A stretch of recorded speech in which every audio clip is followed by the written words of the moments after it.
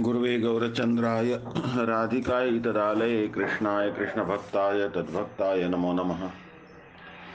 First of all, offer my millions of obeisances to lotus feet of Asmadya Guru Pad Padma, Nityala Prishta Jagat Guru Shri Srimad Bhaktivedanta Narayan Goswami Maharaj, Trindi Swami Shri Srimad Bhaktivedanta Dandi Maharaj, Nam Nishta Santa Shri Aniruddha Das Prabhuji, all the Vaishnavas and Vaishnavis, please accept my humble obeisances. So we are reading from Śrī Bṛhad-bhāgavatāmṛtam, Canto 2, Part 1, Chapter 1, Text 1. Shri Janamejaya Vacha Satyam Sashastra Vargartha Sara Srangriya Durlabha Gudha Sapa Swamatre Pitra Me Krishna Premna Prakashitaha. Shri Janamejaya Vacha. Shri Janamejaya said, Satyam, true, Sat Shastra Varga of the group of scriptures that promote Shuddha Bhakti. Artha Saraha, the essential import. Sangriya, having gathered. Durlabha, rare. Gudha, confidential. Swamatre, to his mother. Pitra, me, by my father. Krishna Premna, overwhelmed with love for Krishna. Prakashitaha, revealed. Shri Janmejaya said, O Gurudev, truly my father Shri Parikshit, who was overwhelmed with love for Krishna, gathered the confidential and rare essence of Srimad Bhagavatam and all other scriptures that propound devotional service to Bhagavan. He narrated this to his mother Shri Uttara Devi. The Bhavanubad of Srila Sanatana Goswami's Digdarshini, commentary henceforth known as Digdarshini Tika. Mangalacharan. Namam Vishnupadaya Acharya Simharupine Shri Srimad Bhakti Pragyana Keshava iti namine Atimartya Charitraya Swashritanancha Paline Jiva Dukhe Sadartaya Shri Nama Premadayine. First I offer obeisances at the lotus feet of my most worshipable spiritual master Nityala Pravishtam Vishnupad Ashtottar Shata Shri Srimad Bhakti Pragyan Keshav Goswami Maharaj. Although I am inept in every way, having received a particle of his causeless mercy, I have translated the original verses of Srila Sanatana Goswami Śrī Bṛhad-bhāgavatāmṛtam, and I have also composed a Bhavanuvad, translation in essence of Śrī Bṛhad-bhāgavatāmṛtam's commentary known as Digdarshini. Srila Sanatana Goswami, whose lotus feet are most worshipable, has composed this Digdarshini as an exposition of his own book. Therefore, I bow down at the lotus feet of Srila Sanatana Goswami, who is both the author and commentator of this book, and offer an eager prayer for his causeless mercy. This commentary has been composed by the author himself because it describes the intended meanings of the verses. It is therefore called Digdarshini, that which illuminates all directions. Digdarshini Tika Mangalacharan. Srila Sanatana Goswami's auspicious invocation to his Digdarshini Tika. Shrimad Chaitanya Devaya Tasmai Bhagavate Namaha Yadrupam Manim Ashritya Chitram Nrutyati Ayam Jada. I offer my obeisances to the Supreme Lord Shri Chaitanya Deva by taking shelter of the jewel of his Rupa, meaning both his beautiful form and Shri Rupa Goswami. Even a dull person like me can also dance astonishingly on the dais of the narration of this book. Considering all the meanings within this book to be self-evident, the author, overcome with feelings of great humility, says, even a dull person like me is able to dance wonderfully on the stage of the narration of this book. In truth, however, the goddess Saraswati can never tolerate words that denigrate devotion to the Lord, bhakti, devotees of the Lord, bhaktas, and the Lord, Shri Bhagavan. For this reason, through the words of Srila Sanatana Goswami himself, Saraswati is praising him. Thus, in Saraswati's glorification, another reading of this verse is, I offer obeisances to Bhagavan Shri Chaitanya Deva, having taken shelter of the jewel of his transcendental form, Shri Rupa. Even a dull person like me, who had become inert, is dancing in a wonderful way, due to being overwhelmed in the great bliss of divine love, prema. Shri Krishna Karuna Sara Patranam Atra Gadyate Sada Krida Bharananda Madhuri Puritam Padam Tassaiva Sarvata Sreshtham Kantakodhara Purvakam Nirupayitum Utkarsham Adhyaya Saptakalpita. तत्रादिः Uttara प्रश्नोत्तररूपेतिहासितः वक्तुं गोलोकमाहात्म्यं भूर्लोकमहिमोच्यते ग्रामाधिकारी विप्रस्य मण्डलेश्वर भूपते सम्राजश्च हरे पूज्या पूजाति उच्च वैभवं वर्णकैः अतोऽग्रे तनये मातुः प्रश्नावतारणाय हि परीक्षितस्य हृष्टस्य प्रश्नो अशोभत Jaimino.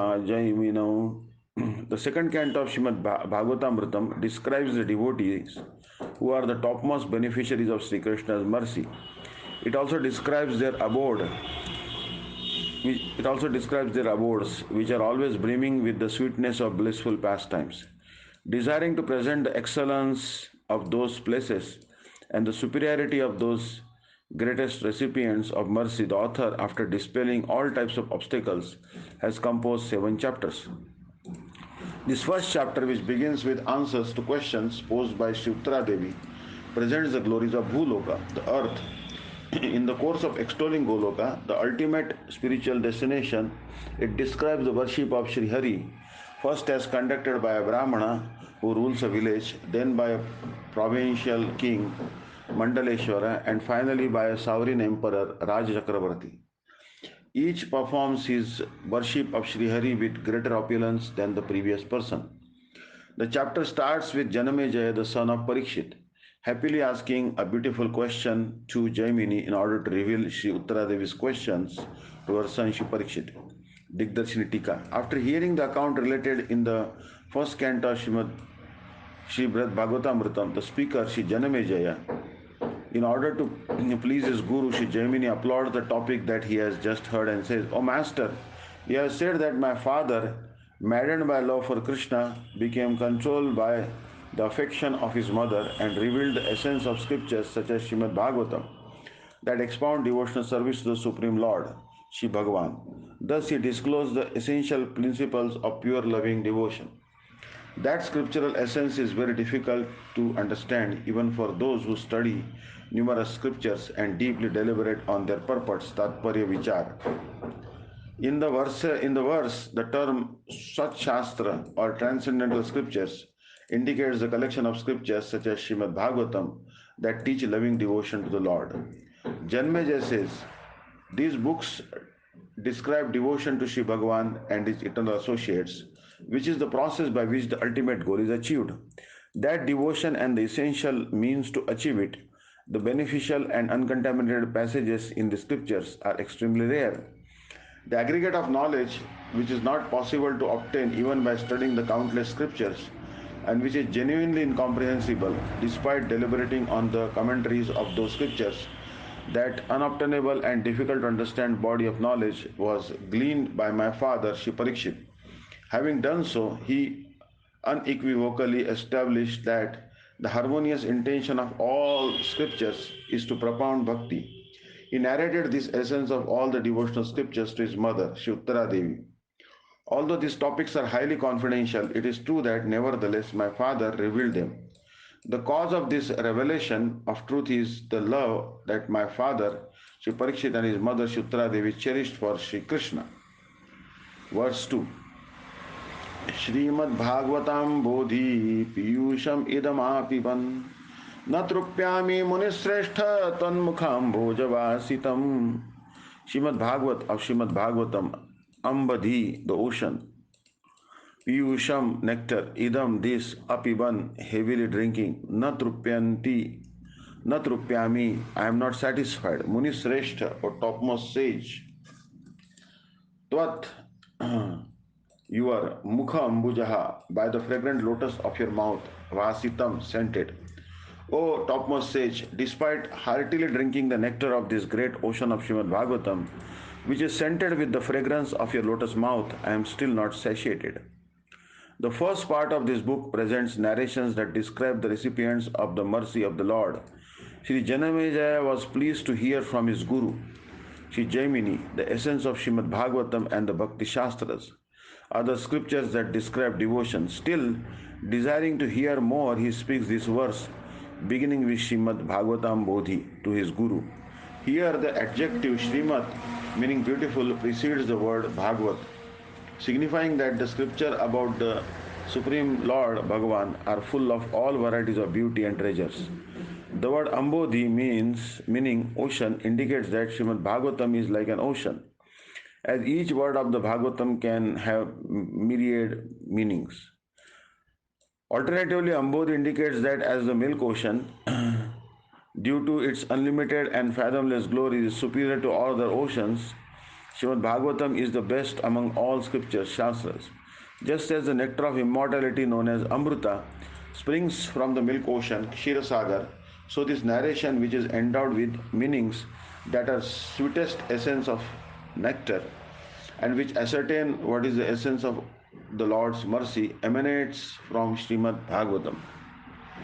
Sri Janamejaya says, despite fully drinking this ambrosia, I am not satiated, and in fact I am eager to drink more and more.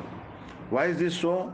This Bhagavatāmṛta, the nectar of Śrīmad Bhāgavatam, is extremely tasteful because it is laden with the fragrance of the lotus-like mouth of a topmost devotee like you. It is for this reason that I am not satisfied, although I have drunk it repeatedly. Verse 3.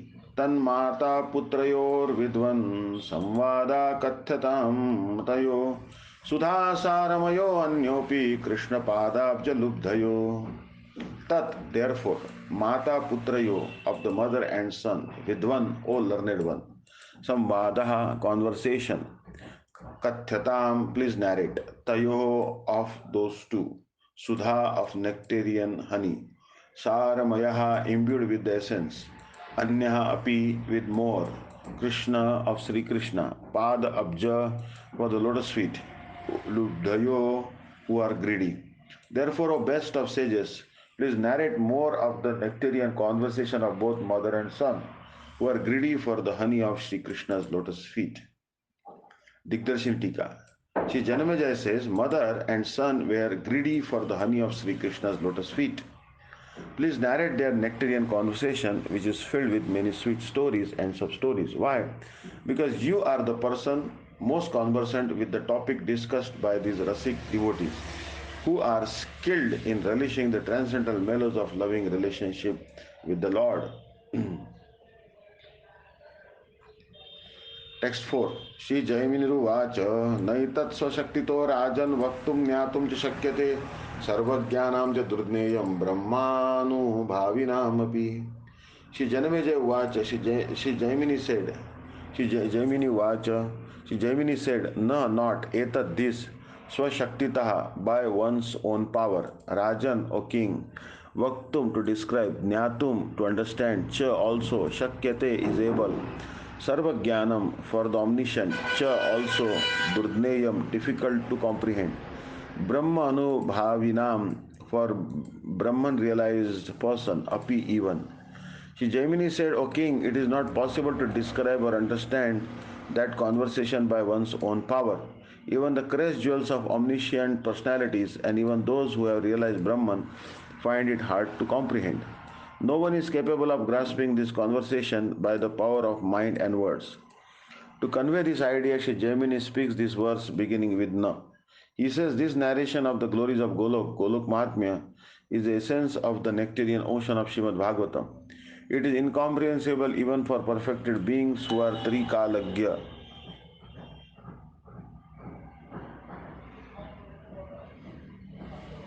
who know past, present and future, and even for liberated souls who have realized Brahman. This statement indicates the rarity of knowledge about the glories of Shri Bhagavan and his eternal associates. Text 5.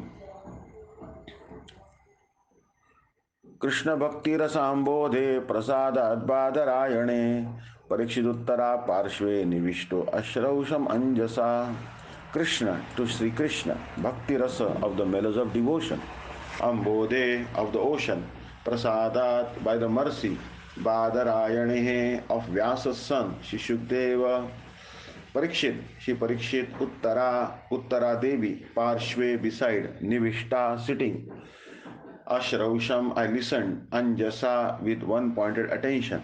By the mercy of Sri Shukdev, who is an ocean of the nectar of devotion of Sri Krishna, I sat near Shuktra Devi and Shri Parikshit and listened to their conversation with one pointed attention. Sri Janamejaya might raise the questions. Previously, how were you able to speak this great narration? Part 1 of Bṛhad-bhāgavatāmṛtam.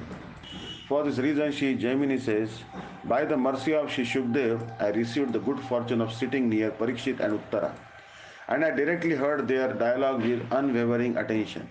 Even though I have realized Brahman and am omniscient, Sarvagya, I am still incapable of knowing or narrating this discussion on my own strength. One cannot know the truth of the personality of Godhead, Bhagavad Tattva, without the mercy of a great soul.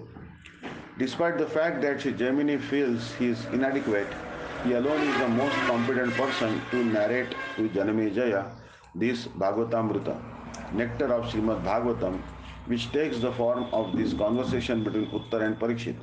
This is because Sri Shukdev's mercy, Sri Jaimini sat near Uttara and Parikshit. He spoke what he had directly heard and also realized. This was possible only by the mercy of the great devotee, Sri Shukdev.